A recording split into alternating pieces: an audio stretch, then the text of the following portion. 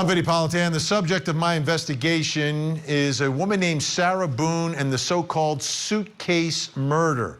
Now, through the years, I've covered a bunch of cases involving suitcases, but usually the suitcase is used to dispose of someone who has unfortunately been dismembered. This case is different. In this case, Sarah Boone is accused of using a suitcase as the murder weapon. Here's the story.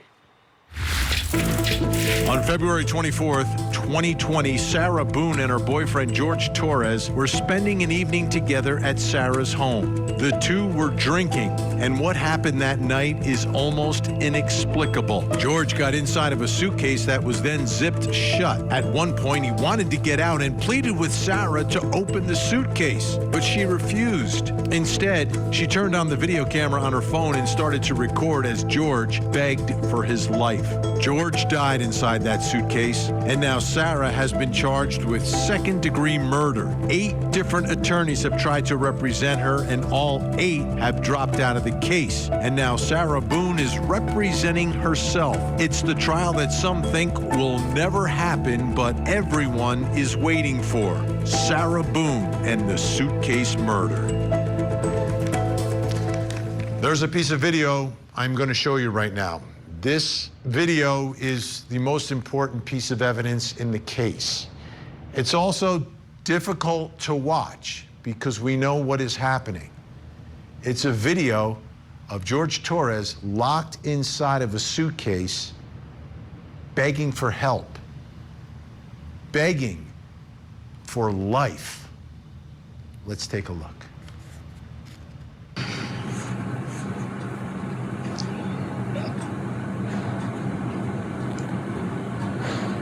Sarah.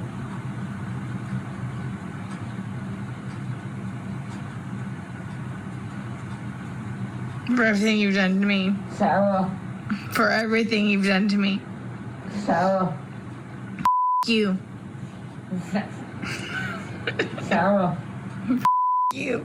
Sarah. Stupid. Sarah. That's my name. Don't wear it up.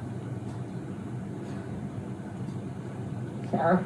I can't breathe, babe. Seriously. Yeah, that's when you do when you choke me. Sarah. Sarah.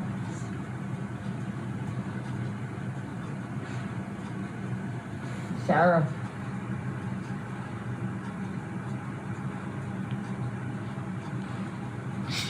Sarah, I can't breathe, babe. That's on you. Sarah, I can't breathe. It's on you. Sarah.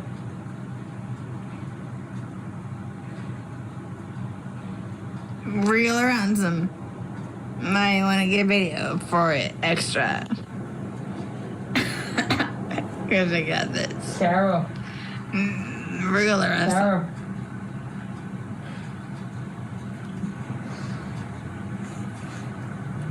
Sarah, I can't breathe, babe. Oh. That's what I feel like when you drink on me. Sarah. You. Breathe, Sarah. Yeah. You should probably shut the up. Sarah.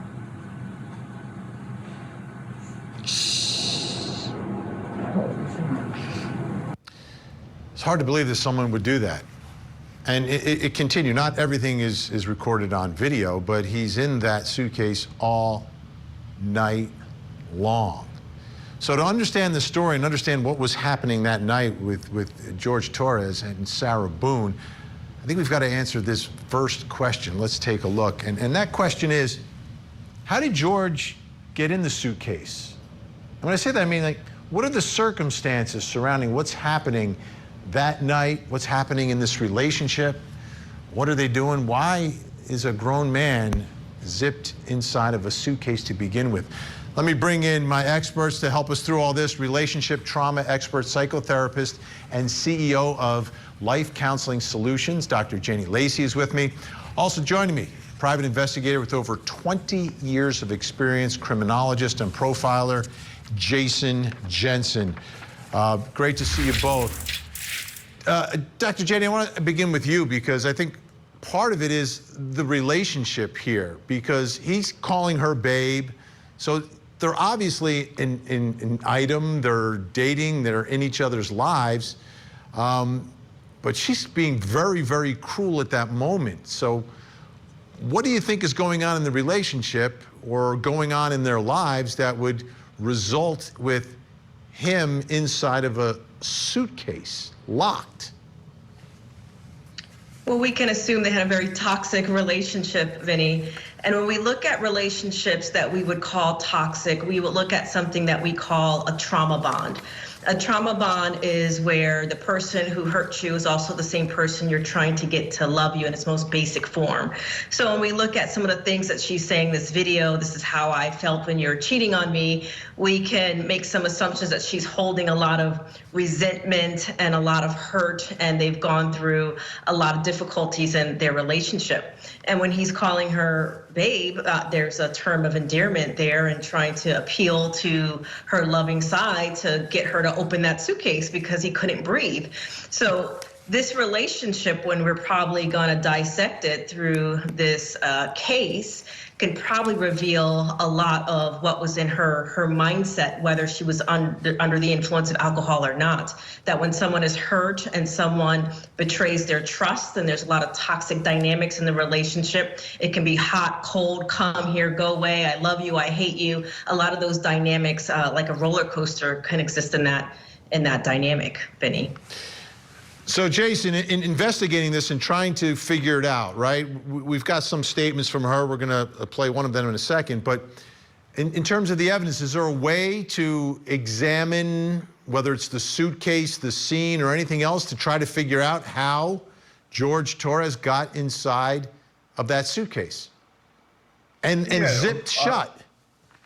Obviously, the first thing we would look for is some kind of signs of trauma on Mr. Torres's body to see if he was placed in there like while he was unconscious or after some kind of altercation, if he was beaten, forced in there, or if there is no sign of injury, then you would probably assume it was voluntarily, she claims later on, we'll see that she was drunk, that they were drinking wine. So was it voluntary initially, and then she thought it would be funny to zip him up and then became cruel? I mean, it seems to be the normal process that my logical thinking has this play out, is that it was voluntary and then got cruel.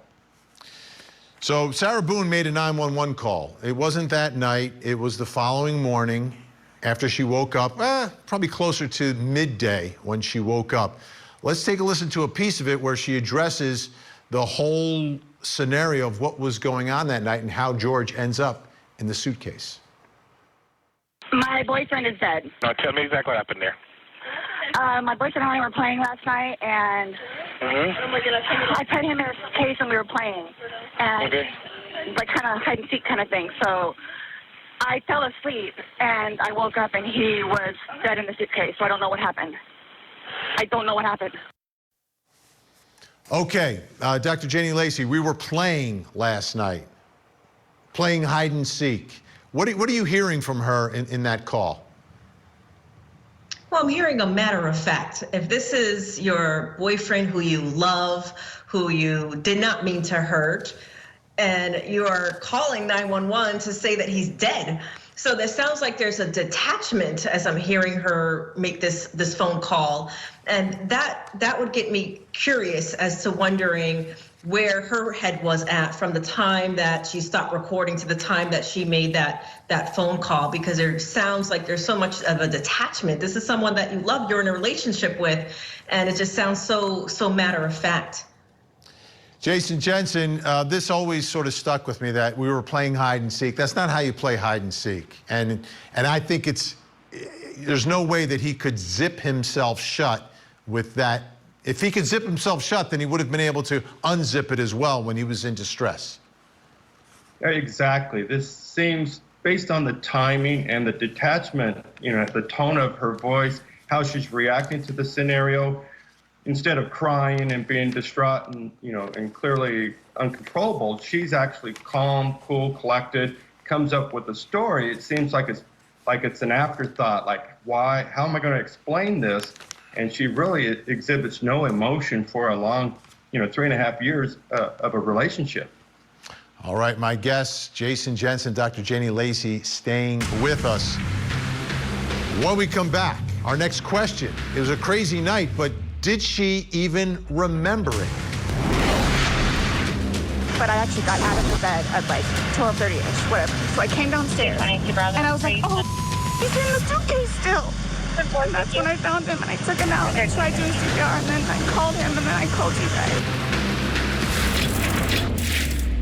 Was a reporter brutally murdered for digging too deep? His death was absolutely devastating. The suspect, the former politician and subject of the victim's story on corruption. Can you tell us anything? Now will Robert tell us go from elected official to convicted killer? Once all the evidence comes out, it'll be clear as day. Is it possible that bad press is a motive for murder? The investigative reporter murder trial. Live coverage begins next week on Court TV. I thought he was okay. Like, I didn't... He's telling you he's not. He's telling you, Sarah, I can't breathe. He's saying your name, and you're like, that's my name, don't wear it out. Guys, that's how we are with each other. Like, nobody understands our relationship. The whole suitcase thing never happened before. Would you leave someone else in a suitcase? Would you leave Lucas in a suitcase jokingly? Because it was a joking matter. You put him in there jokingly. Would you leave Lucas jokingly in there? And you love Lucas, right?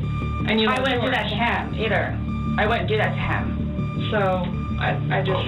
Well, it's not like, again, I don't think you all understand. Like, that was not my intention. But, y'all don't have any idea what I've done for him. But by your acts, and that's exactly right. You get to the point where you've done so much for somebody and they don't show you any appreciation. He did. Not by your words in the video. I don't get that. We have lots of instances of Sarah Boone speaking on video. We have her while she's recording George inside the suitcase. You've got her there in the interrogation. She also spoke to the responding officer and the 911 call as well. So we've got lots of places where she's telling the story. I want you to listen to what she tells the responding officer about what happened.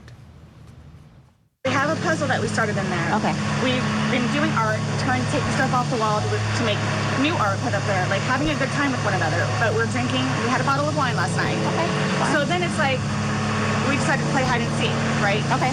So he gets in the suitcase, okay? Who is this guy? That's my ex-husband, my former husband. How did he live here with you guys? No. I called him over here. Okay, okay. I didn't know what to do. Okay. I didn't know what to do. Okay. So then he came over here. Here, let's talk in private, okay? I called you guys. I tried giving you CPR. The problem is I fell asleep. I fell asleep. When did you do CPR? This morning, when I found it. Before you called? Yes! 1 o'clock right now. I tried. I was awake, but I actually got out of the bed at like 12:30ish, whatever. So I came downstairs, and I was like, oh, he's in the suitcase still. And that's when I found him, and I took him out, and I tried doing CPR, and then I called him, and then I called you guys. Did he get here before the fire department got here? Who? Your husband or your ex-husband? Yes. Okay. Where does he live at? Right down the street. Okay. So you were playing and you zipped him up in... I did, but then I fell asleep. Okay. You're okay. I wasn't here. I'm just trying to figure out what happened. I fell asleep, so I don't know if he suffocated or like had an aneurysm or a heart attack or what. What kind of medical conditions does he have? None that I know of. Nothing that you know of. None you didn't that I take know any of. medicine? No. All we had was a bottle of wine. Literally, just a bottle of wine. Okay. Doing puzzle artwork. Then we decided to play hide and seek. Mm-hmm. That's all that happened. Okay. The story changes a little bit. There's some pieces that are left out, but there are points where she looks like she's shocked by what has happened here. Which brings me to my next question. After this unusual night, did she remember it? Like, did she even remember what had happened here? Let's bring back in our guests, Dr. Janie Lacey and Jason Jensen. Jason, what does your gut tell you as she's telling this story to the first responding officer and is like, you know, I woke up and then, oh, and it's like, does she even remember what had happened that night? You have to ask yourself if she's even recounting the events as they take place, because for starters, they don't really match up with the video that she took on her own phone. So why is that? Is it a deliberate error, you know, or is it intentional? Like she is hoping no one will find that video and she's making this up because she's acting like she's surprised. She's acting like she's shocked. But is it really an act, or is it because she doesn't know? She doesn't remember because there was drinking involved. So if she's so inebriated that she doesn't remember, then how well was she operating, you know, conducting herself the night before when this all happened? That's really what you're going to want to try and figure out, is if she's so inebriated she can't even walk or talk or conduct herself. So, you know, that's what the evidence shows. Dr. Janie Lacey, what I want to do, because I think Jason brings up a great point here about the drinking. I want to play another piece of the interrogation where they talk about the drinking. And we've heard her say, we just had a bottle of wine. Let's watch. You told me on but you told me on recording, like, that you were not drunk, he was not drunk, you guys were having a good time. I can't get drunk. Number one, I do not want to get drunk. I don't like being non-compos mentis, having my wits about myself. I don't like feeling out of control. Mm-hmm. So, I'm just saying, you're making it sound like he's a raging alcoholic today, and yesterday I was kind of asking you those questions, and you're like a little defensive, like, no, we're not alcoholics. I'm not. We are not, you know. But you guys were both sober on Sunday, to your knowledge, because when I said you went and passed out, you were like, no, I didn't pass out, I just fell asleep. So now it's kind of like, what is it? Were you guys drinking and it got out of hand and it got physical? No. Or is it? Sunday was one of the better days that we have had in quite some time. So where were you guys at on drunkenness, not drunkenness on Sunday? You told us you weren't drunk. No, I was not drunk. Right. I was not drunk. Okay, Dr. Janie Lacey, I'm not an expert, so I'm not going to give my opinion here, but I have one about whether or not she was drunk based just on the sound of her voice in that video. But what are your thoughts? Do you think it's possible that she blacked out here and didn't realize all the things that she was doing? Didn't realize that she was taunting him? Didn't realize that he was begging for his life? Well, there was a lot of contradictions as we were hearing from her own words. But when we know that people have blackouts and they don't remember, her reaction afterwards would be what is contradicting to people who do black out when they've drunken too much, because her reaction would show that she's very distraught, she's shocked, she couldn't believe these things have happened. It's someone that she loved her. So her reaction and the shock of her boyfriend being found dead would appear, in my opinion, to be very different if she did not remember exactly what happened. So, you know, the only other bucket that we can probably consider is that, yes, she was under the influence, but did she maybe not intend to deliberately hurt him, but wanted to punish him because of the taunting and all these types of things? You know, that would lead me a little bit down that type of path. And then obviously we now see her trying to make up the story or to try to piece what happened to make sense to the investigators, because you could see the defensiveness when certain levels of questioning is asking to her. So her reaction is very out of proportion to someone that would have a blacking out and then they wake up and realize what exactly has happened. It just doesn't add up to what we would normally see. Jason, as we've seen these different statements, right, beginning with the video itself, we know what's going on there, the 911 call, the responding officer body cam video, and then the interrogation.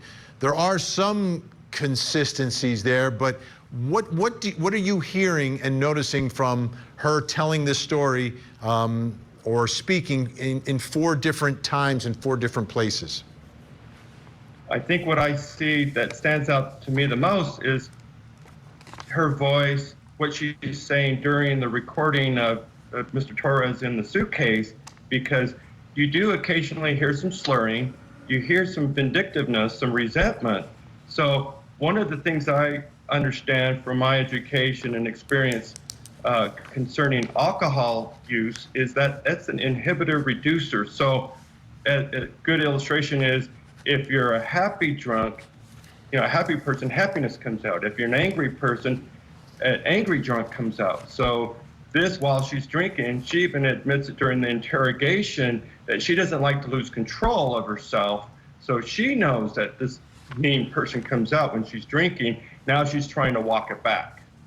We have about 30 seconds here. Dr. Janie Lacey, you find any significance that the first call she makes in the morning is not 911, but is her ex-husband?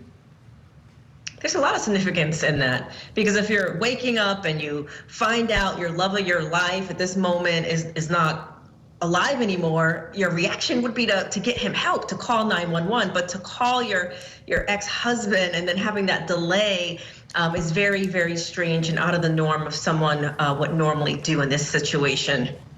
Yeah, strange and out of the norm. That is a precise description of this scenario and this tragedy in the death of Jorge Torres. Dr. Janie Lacey, Jason Jensen, thank you both. Appreciate your time, your insight, and your expertise. All right, folks, I'm Vinnie Politan. We'll keep digging for answers as the investigation continues.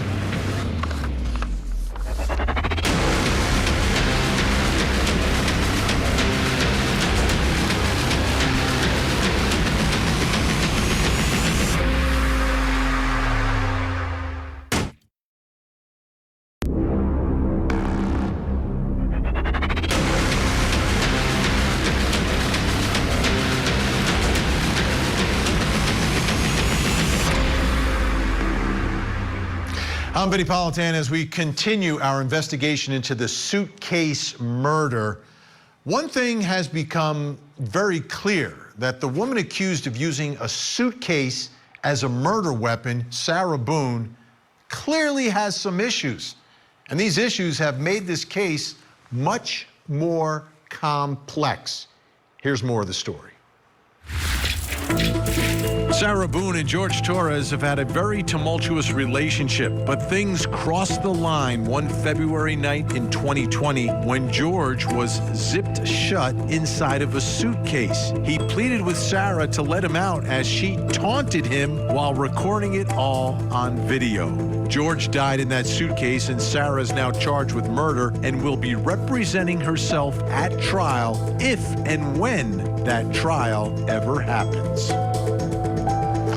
She's representing herself. That's because she had 8 attorneys, and 8 different attorneys left the case and left Sarah Boone. They all came in willing and ready to represent her. They're all true believers in criminal defense, but Sarah Boone was just too much for 8 of them. So now she's representing herself.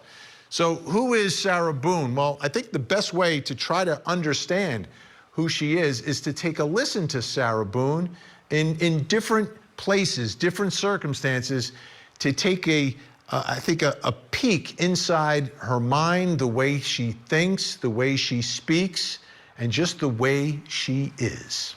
I feel that she is untruthful with me and full-blown prejudice against me, which I believe adds to her nasty attitude towards me, and I do not trust her. So I have prepared this for you. It's a letter and then a continuation of the letter from the video visits that you are aware of. And everyone constantly blames me that I am the reason why I am supposedly on attorney number 8, which I am not the reason for any of them. I fell asleep. I don't know if you suffocated her, like had an aneurysm or a heart attack or what. What kind of medical conditions did you have? None that I know of. Nothing that you know of. None that I know of. Medical? No. All we had was a bottle of wine. Literally, just a bottle of wine. Okay. Doing puzzle artwork. Then we decided to play hide and seek. That's all that happened. Okay. So I don't know if he had a heart attack or what in there. Like, I don't know what happened. No, wait 1 second. Because I know, like, with you all, and then, like, because you continually ask me, like, time frames, where I told you, like, I don't bother even looking at the clock most of the time. So it's like a guesstimate. So for all I know, maybe it was 10 minutes. Okay. But the point is, you left the living room where he was begging for help and went upstairs. Regardless of how long you were there, you left. You say, I thought he was the boy calling wolf. Again. Okay. So when he asked to be let out, like, what's your reasoning for not letting him out? When I was upstairs? No, when he's asking on the video, he asked multiple times. He asked to be let out. I can't breathe. Why didn't you let him out? Well, number one, I had no idea it was going to end like that. Okay. Number one. Okay. Number two, just, you know what? I'll give you 5 minutes or so in there. I'll give you 5 minutes or so. I still want you to be aware of what it is that I am going through, still. And it's a matter of ethics and professionalism with how she should be treating me. I shouldn't have to come up with a pre-sent judge in order for her to do so. Wait, why? Why did you not let him out? It's just a simple question. To be honest with you, I mean... Were you punishing him? No. So there's a little taste of Sarah Boone. Again, remember now how this trial's going to go. She is going to represent herself. So that brings me to our next question. Let's take a look. With Sarah Boone representing herself, what will this trial look like? Will this be chaos? How do you control someone like that? Will she behave? Will she not behave? What will she say? Let's bring in my experts. Joining us, retired judge for the 9th Judicial Circuit, where this is going to take place, and author of the book, The Velvet Hammer, the Honorable Belvin Perry, America's Judge. Also with me, clinical and forensic psychologist, researcher, and expert on violent crime, and the author of the book, The New Evil, Dr. Gary Brucata is also with me tonight. Thank you both for being here. Judge, I'll begin with you. All right, what will this trial look like? With Sarah Boone representing herself and having this type of personality through the years, I know you've come across people like this. Vinnie, it will be like a 3-ring circus in that courtroom. When people show you who they are, you better believe it. She's been acting bizarre. She's all over the place. She refused to come to court sometime when things does not go her way. That judge is going to have his hands full dealing with Miss Boone in her many different moods. It's going to be quite an entertaining trial. Entertaining, perhaps. Dr. Gary Brucata, what are your thoughts about how someone like this, Sarah Boone, will behave when she's the one who's going to have to speak on behalf of herself and will have a platform inside that courtroom? Well, I think in order to understand what's probably going on with the personality, we have to think about the two different types of people who commit offenses out of a kind of jealousy or revenge, which is what the videotape of this individual would suggest. One type is a kind of impulsive individual who isn't really a nasty person, but who feels hurt and acts out and experiences remorse and would probably never do it again. You sometimes even experience sympathy for that type of person as a member of a jury or someone in the public. The other type, who has a long pattern generally of being a nasty, difficult person, is the type that maliciously eliminates a person that they feel has hurt them, often in a symbolic way, where the idea is to use a way of killing them that really makes them suffer and levels the playing field. I can't breathe when you cheat on me. I feel trapped when you cheat on me, so you're going to die in a bag. And that kind of individual in a courtroom is unbelievably manipulative, in the sense that if you're not listening to them, believing them, paying attention to them, siding with them, they're basically going to scream, act out, manipulate everybody. And so what I think you have to picture is a person who is going to do in the courtroom what they would do in any dynamic, whether it's with a lawyer, a judge, a relationship, or whatever. You pay attention to me. I'm the center of attention, or you're going to suffer. And so picture a three-ring circus like was just predicted. Yeah, absolutely. Okay, now, Judge, there's logistics as well. I want you to take a listen to what happened inside the courtroom where they're talking about, because she's not out on bond, right? So she is incarcerated, has been for years, how they're going to handle that situation with her being able to move about the courtroom. Am I, in your opinion, a flight risk or detrimental to the courtroom and am a threat of any type of harm?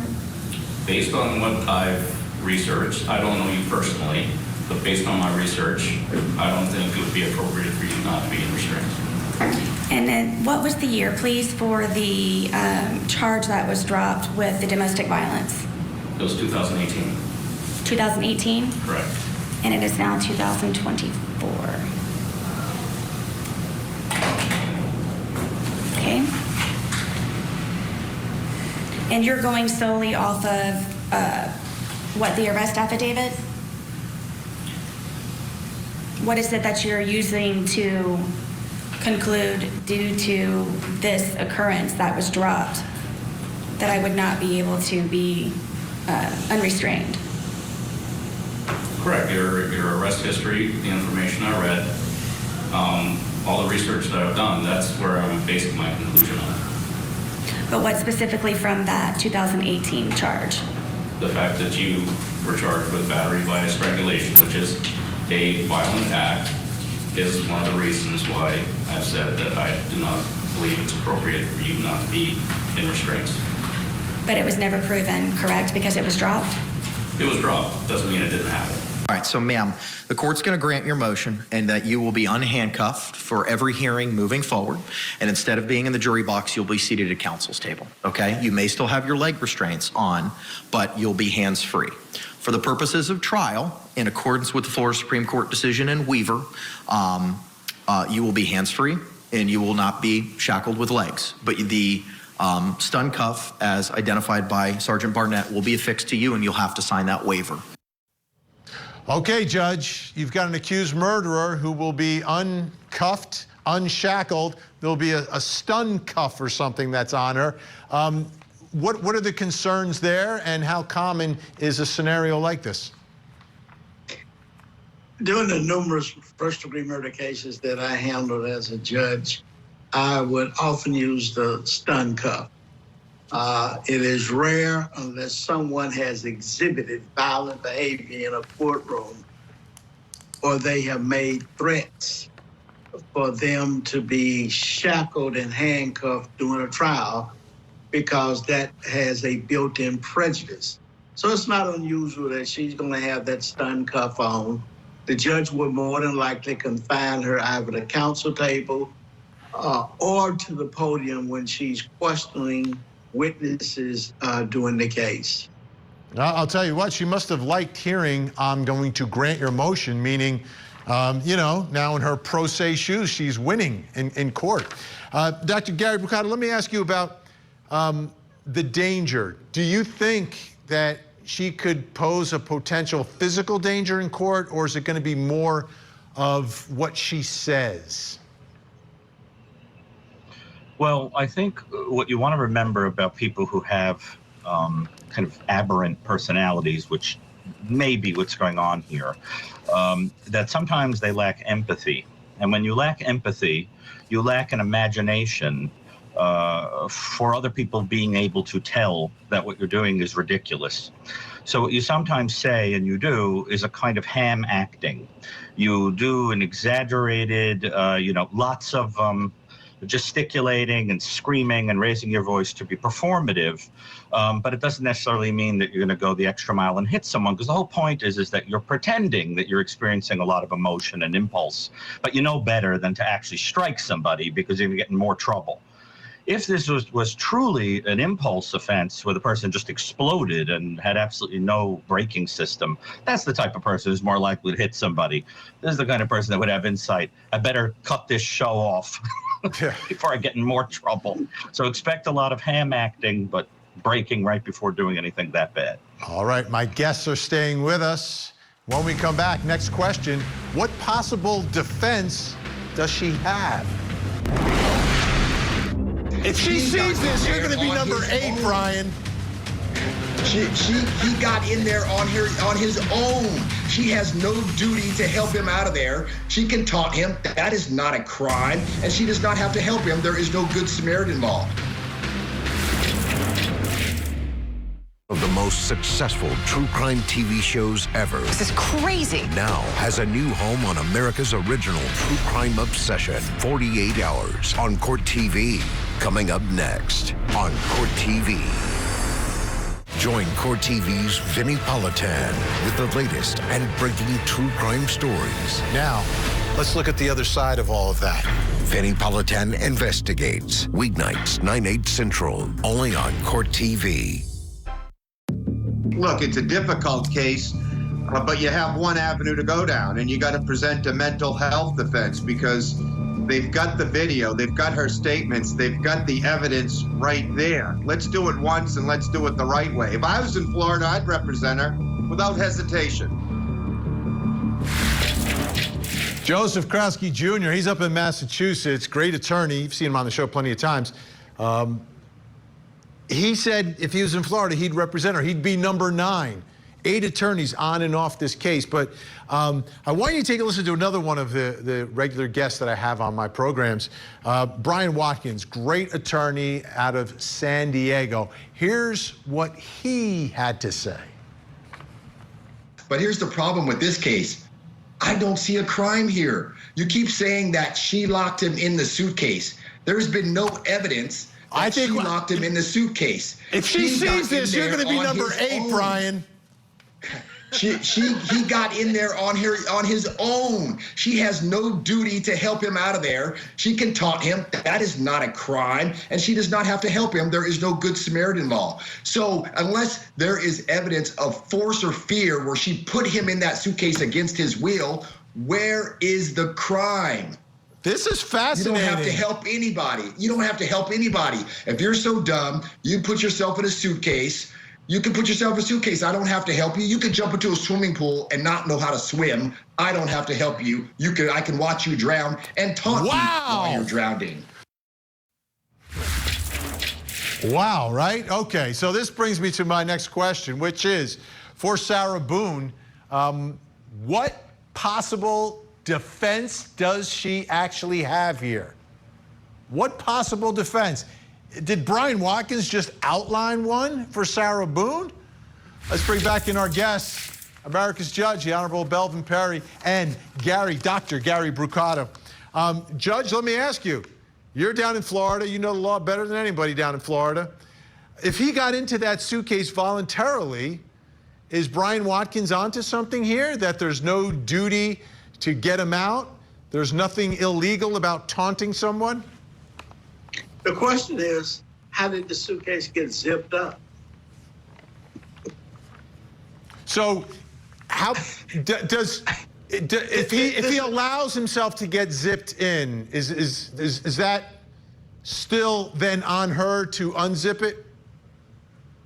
When she hears his cries that he needs to get out and she does nothing, the problem with this particular defendant is you don't know what she's going to say during the trial, either by questioning witnesses. The defense may change. It's like a moving target. You just don't know what she's going to say.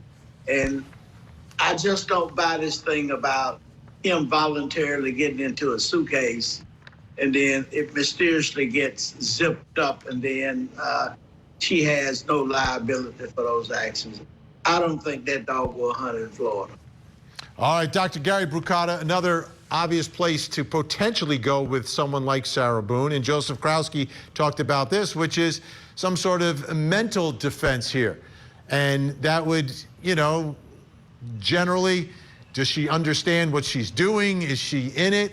What are your thoughts about at least what you're seeing of her. Obviously, you haven't examined her, but what you're seeing of her in terms of her mental state. Like, does she know where she is? Does she know what's going on?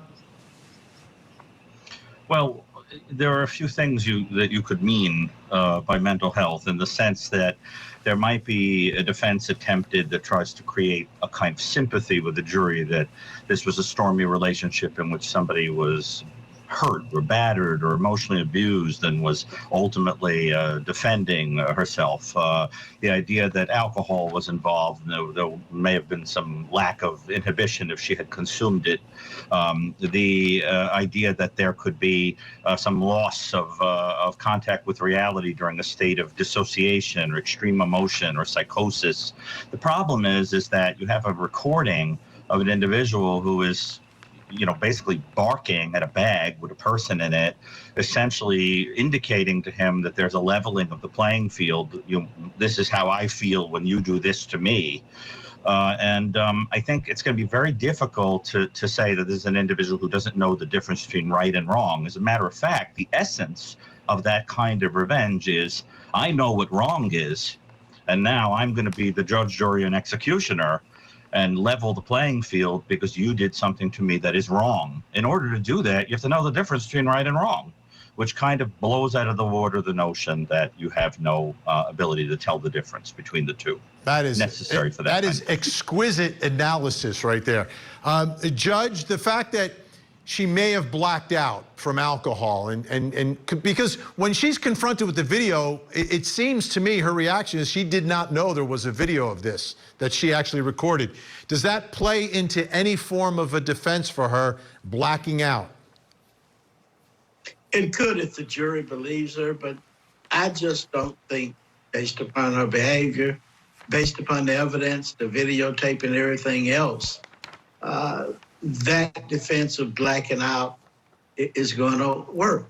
She is a very manipulative, somewhat mean-spirited individual who is extracting her revenge on him while he was in the suitcase. And it's going to be kind of difficult for her to unring the bell of all the statements she made while this guy was pleading to get out of the suitcase. Dr. Gary Brucato, something else has happened in this case, and I know Judge Belvin Perry probably had people like this as well. She writes a lot of letters to the judge. My guess is if she's convicted and ends up continuing her stay behind bars, she may very well continue that practice. What does that tell you about her? She writes these very long handwritten motions and letters and want ads trying to hire a lawyer. What kind of person does that? Well, it tells me that she probably has a great deal of emotion that is surrounding a feeling of there being an injustice. When there's something that feels to her like something unfair has happened, she's enraged, and she can't stop the emotion from pouring out of her. And this desire to get a authoritative person to step in and do something about it, like a kind of listen to me, rescue me, take care of me, help me, that kind of thing. And one envisions a person that probably has done that in a pattern of relationships over time. Reached out to people to take care of her, developed kind of dependencies with them, screamed and yelled at them all the time, had stormy relationships, accused them, got mad, tried to level the playing field, and moved on to the next one. And I think you could guess that there was some of that. Yeah, I guess it. Big thank you to both of you. We're out of time. Honorable Judge Belvin Perry and psychologist Dr. Gary Brucato. We appreciate it. Folks, Sarah Boone has made this case about herself with her antics, etc.